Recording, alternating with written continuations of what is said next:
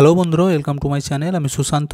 আজকের ভিডিওয়ে আমরা তৃতীয় শ্রেণীর দ্বিতীয় পর্যায়ক্রমিক মূল্যায়ন প্রস্তুতির জন্য রায় ও মার্টিন প্রশ্নবিচিত্রা থেকে গণিত বিষয়ের মডেল সেট 17টি সমাধান করব। আর ভিডিওটি শুরু করার আগে বলি, চ্যানেলে যদি প্রথম এসে থাকো চ্যানেলটিকে সাবস্ক্রাইব করে নিও এবং বেল আইকনে ক্লিক করে অল অপশনটিকে অন করে দিও। দেখো, একের দাগের সঠিক উত্তরটির নির্বাচন করে দাগ দাও। কয়েকটা এই চিত্রটির বাহুর সংখ্যা হলো, অর্থাৎ দেখো এখানেতে কটা বাহু রয়েছে গুণে আমাদেরকে ঠিক চিহ্ন দিতে বলেছে। দেখো 1 2 3 4 5 6, 6টি, তাহলে উত্তর হবে এটি। আচ্ছা, তারপরে দেখো এই যে গোল একটা, এই চিত্রটিকে বলে আয়তক্ষেত্র, বর্গক্ষেত্র, বৃত্ত নাকি ত্রিভুজ? এটাকে বলা হয় বৃত্ত। আচ্ছা, গয়েরটা এই ছবিটিতে ত্রিভুজের সংখ্যা 4টি, 5টি, 6টি নাকি 8টি? আচ্ছা, ভালো করে দেখো এখানে ত্রিভুজ কটা রয়েছে। প্রথমে দেখো গুণে 1 2 3 4, দেখতে পাওয়া যাচ্ছে 4টে। আচ্ছা, তারপর দেখো এই গোটাটাকে যদি একটা ধরি 5টা, নিচের দিকে একটা ধরলে 6টা। একই রকমভাবে আমরা এই দিকটা ধরবো 7টা, উপরের দিকে 8টা, মোট 8টি। ঘয়েরটা জোড় সংখ্যার এককের ঘরে যে অঙ্ক থাকে না সেটি হলো 0 4 5 নাকি 6? এখানে উত্তর হবে 5। মোটটা 3 দ্বারা বিভাজ্য সংখ্যার অঙ্কগুলির সমষ্টি 2 দ্বারা বিভাজ্য হয়, 3 দ্বারা বিভাজ্য হয়, 4 দ্বারা বিভাজ্য হয় নাকি 5 দ্বারা বিভাজ্য হয়? দেখো 3 দ্বারা বিভাজ্য যে সংখ্যাগুলো হয় তাদেরকে যোগ করে 3 দিয়ে ভাগ করতে হয়, অর্থাৎ 3 দ্বারা বিভাজ্য হয়, তবেই আমরা সেটাকে 3 দ্বারা বিভাজ্য বলি। 2 থেকে শূন্য স্থান পূরণ করো। কয়েকটা ভাজ্য সমান ভাজক ড্যাশ যুক্ত ভাগশেষ। কী হবে এখানে? ভাজক গুণিত ভাগ ফল যুক্ত ভাগশেষ। আচ্ছা, কয়টা দেখো জোড় সংখ্যার সঙ্গে ড্যাশ যোগ করলে বিজোড় সংখ্যা পাওয়া যায়। তো জোড় সংখ্যার সাথে বিজোড় সংখ্যাকে যোগ করতে হয়, বি জোড়। গয়েরটা দুটি অর্ধবৃত্ত যোগ করলে ড্যাশ পাওয়া যায়, একটা পূর্ণবৃত্ত পাওয়া যায়। অর্ধবৃত্ত মানে কি? মনে করো এই একটি বৃত্ত, এটা আধখানা অর্ধ, তাহলে আর একটা যদি এই দিক দিয়ে অর্ধেক করে দেওয়া হয় তাহলে একটা গোল হয়ে যাচ্ছে গোটা, সেটাই বৃত্ত। 3 দাগে সঠিক উত্তরের পাশে ঠিক চিহ্ন এবং ভুল উত্তরটির পাশে ক্রস চিহ্ন দিতে বলেছে। দেখো, ভাগশেষ সবসময় ভাজকের চেয়ে বড় হয়, এটা কিন্তু একদম ভুল। ভাগশেষ সবসময় ভাজকের থেকে ছোট হয়। আচ্ছা, কয়েকটা দেখো বৃত্ত বক্ররেখা দিয়ে গঠিত, এটা ঠিক। গয়েরটা এইদিকে দেখো 8 গুণিত 5 কত হবে? 5 8 40। এবার এই দিকটা গুণে দেখো কতগুলো 8 আছে, 1 2 3 4 5 6, 6টা 8 আছে। তাহলে 6টা 8কে যদি যোগ করা হয় হয়ে যাবে 48। তাহলে একদিকে হচ্ছে 40, একদিকে হচ্ছে 48, তাহলে সমান তো নয়, তাহলে এটা ভুল। এরপর দেখো 4 দাগের নিচের অতি সংক্ষিপ্ত প্রশ্নগুলির উত্তর দাও। কয়েকটা জোড় সংখ্যার সঙ্গে বিজোড় সংখ্যা যোগ করলে যোগফল জোড় নাকি বিজোড় সংখ্যা হবে? দেখো, একটা জোড় সংখ্যা তার সাথে একটা বিজোড় সংখ্যা যদি যোগ করা হয়, যোগফল সবসময় আমাদের এই বিজোড় সংখ্যা হবে, বিজোড়। আচ্ছা, কয়েকটা দেখো একটি মাছের দাম 225 টাকা হলে 3টি মাছের দাম কত? কি করব আমরা? গুণ করে দেবো, 225কে 3 দিয়ে গুণ। দেখো গুণটা করব আমরা, 3 5 15, 5 হাতে 1, 3 দুগুণে 6 আর হাতে 1 নিলে হবে 7, আর 3 দুগুণ 6, কত হয়েছে? 675। তাহলে উত্তর লিখতে হবে 3টি মাছের দাম 675 টাকা। এবার উত্তরটি তোমরা লিখে দেবে। আচ্ছা, এরপর এটা দেখো,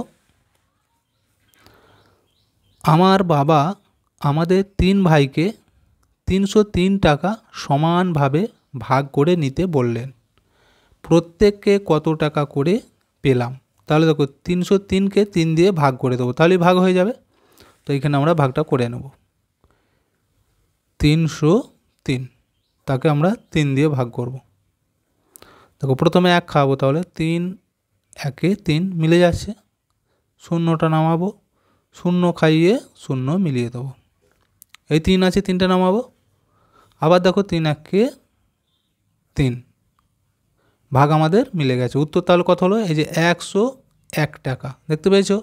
তাহলে প্রত্যেককে কত করে পাচ্ছে? এই 101 টাকা করে। এর উত্তর লিখতে হবে প্রত্যেককে 101 টাকা করে পেলাম। ঘরেরটা দেখো, একটি ভাগ অঙ্কে ভাজক 4, ভাগফল 53 এবং ভাগশেষ 3 হলে ভাজ্য কত? তো এটা ভাজ্য বার করার যে সূত্রটি সেটা বসিয়ে দিলেই কিন্তু হয়ে যাবে। ভাজ্য সমান ভাজক গুণিত ভাগফল যুক্ত ভাগশেষ। তাহলে সেই সূত্রটাকে আমরা লিখব। দেখো এই যে ভাজ্য সমান ভাজক গুণিত ভাগফল যুক্ত ভাগশেষ। এবার আমাদের অঙ্ক কিন্তু বলে দিয়েছিল যে ভাজক কত বলে দিয়েছিল ওইখানে 3, গণিত ভাগফল কত বলে দিয়েছিল দেখো 53, যুক্ত আর ভাগশেষ কত সেটাও বলে দিয়েছিল 3, ও আমাদের ভাজক 4 বলেছিল, এটা 4 হয়ে যাবে।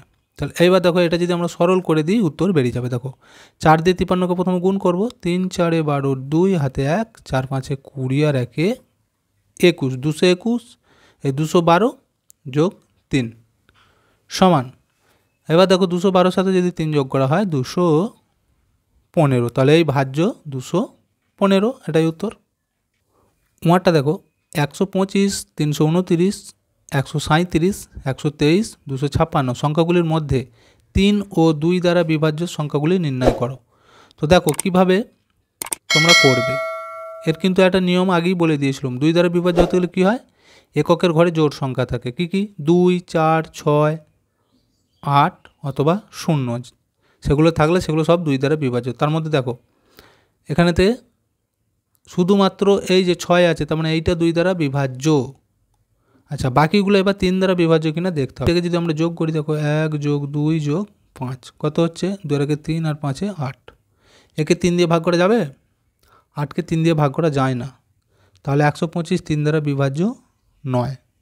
তারপরেরটা দেখো কত আছে, 3 যোগ 2 যোগ 9 কত হবে, 9 আর 2 11 আর 3 কত হবে 14, 14কেও কিন্তু 3 দিয়ে ভাগ করা যাবে না, তাহলে এইটাও 3 দ্বারা বিভাজ্য নয়। তারপর এটা দেখো 1 3 7 আছে, এটাকে যদি যোগ করি 7 আর 3 10 আর 1 11, 11কেও 3 দিয়ে ভাগ করা যায় না, তাহলে এটা 137 3 দ্বারা বিভাজ্য নয়। এটা দেখো 3 আর এই 2 যোগ করলে হবে 5, 5 আর 1 6, 6কে কিন্তু 3 দিয়ে ভাগ করা যাবে, তাহলে 123টা 3 দ্বারা বিভাজ্য। 5 দাগেরগুলি দেখো, নিচের প্রশ্নগুলির সংক্ষিপ্ত উত্তর দাও। কয়েকটা বৃক্ষরোপণ অনুষ্ঠানে 353টি চারাগাছ পাড়ায় আনা হলো। প্রত্যেককে 7টি করে চারাগাছ লাগানোর পরে অবশিষ্ট চারাগাছ স্কুলের মাঠে লাগানো হয়েছে। কতজন চারাগাছ লাগালো এবং কটি চারাগাছ স্কুলের মাঠে লাগানো হলো? তাহলে কী করবো আমরা অঙ্কটি ভালো করে পড়ে দেখো। প্রত্যেককে 7টা করে চারাগাছ লাগিয়েছে, তাহলে 7 দিয়ে একে ভাগ করে দেবো, তাহলে আমাদের বেরিয়ে যাবে যেটা ভাগফল, যে কতজন চারাগাছ লাগিয়েছিল, আর যেটা ভাগশেষ রয়ে যাবে সেটা স্কুলের মাঠে লাগানো হয়েছে। দেখো প্রথমে যদি একটা সংখ্যা ধরি 3, এখানে আছে 7 ছোট, তাহলে দুটো ধরবো 35, এইবার 7-এর ঘর নামটা গুনে দেখো 5 7-তে 35 হয়, তাহলে 5 খাওয়াবো, 5 7-এ 35 মিলে গেছে, 3টা নামাবো। এইবার দেখো এখানে 3 এখানে 7 ছোট হয়েছে, আর কিন্তু সংখ্যা নেই যে আমরা নামাবো, তাহলে কি করবো, এখন একটা 0 খাইয়ে বিয়োগ করে দেবো। দেখো 0 আর 3, তাহলে 3টা নেমে গেল, 3টা অবশিষ্ট রয়ে যাচ্ছে।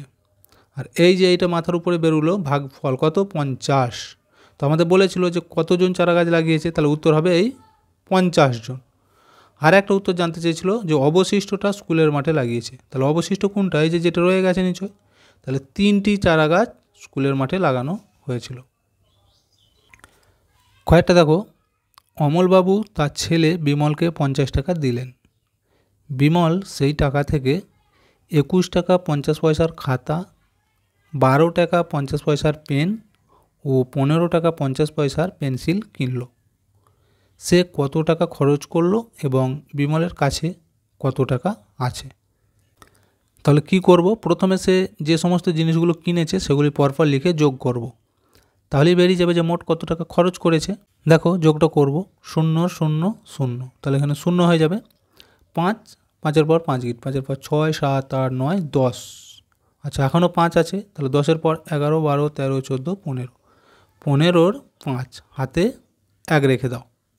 এবার দেখো 5 আর এই হাতের 1 নিলে কত হবে 6, 6-এর পর এই যে 2 গিট, 6-এর পর 7 8 8-এর পর 1 গিট, 8-এর পর 9, তাহলে এখানে হচ্ছে 9। এবার এই দিকটা দেখো 1 আর এই 1, 1-এর পর 2, 2-এর সাথে আবার 2, 2-এর পর 3, 4, তাহলে এটা হলো 4। এত টাকা আর এখানটা হবে পয়সা, মোট এত টাকা এত পয়সা খরচ করেছে। আচ্ছা, তার কাছে আর কত টাকা এখন আছে কি করে বেরোবে? তার কাছে ছিল মোট ক টাকা? 50 টাকা ছিল, 50 টাকা খরচ করে ফেলেছে এই টাকাটা, তাহলে এটা বিয়োগ দিয়ে দেবো 50 থেকে। এই 49 টাকা 50 পয়সা, তাহলে আমাদের উত্তরটি বেরিয়ে যাবে যে কত পড়ে আছে। আর দেখো কি করব আমরা, এখানে কিছু নেই তাই তো, ছোট, তাহলে এইখান থেকে আমরা ধার নিতে পারি 1 টাকা, তাহলে 50 থেকে 1 ধার নিলে কত পড়ে থাকবে? এখানে 49। 1 টাকাটা এখানে পয়সা করে দেবো, কত পয়সা হবে? 100 পয়সা। এবার বিয়োগ করবো, দেখো 0 0 0, 5 থেকে 10, 5-এর পর 6 7 8 9 10, 5 গিটে হাতে 1, 1-এর 1 মিলে গেল 0, তাহলে এটা হচ্ছে 50 পয়সা। এই দিকটা দেখো, এবার 49 49 মিলে গেছে, তাহলে এই দিকটা কিছু করার দরকার নেই, উত্তর হয়ে যাচ্ছে আমাদের এই 50 পয়সা। তাহলে তার কাছে আর 50 পয়সা আছে, তার কাছে 50 পয়সা আছে। তাহলে দেখো পুরো সেটটা আমাদের কমপ্লিট হয়ে গেল। ভিডিওটা এখানেই শেষ করছি। ভিডিওটি যদি ভালো লাগে অবশ্যই একটা লাইক দিয়ে দিও এবং শেয়ার করে বন্ধুদেরকেও দেখার সুযোগ করে দিও।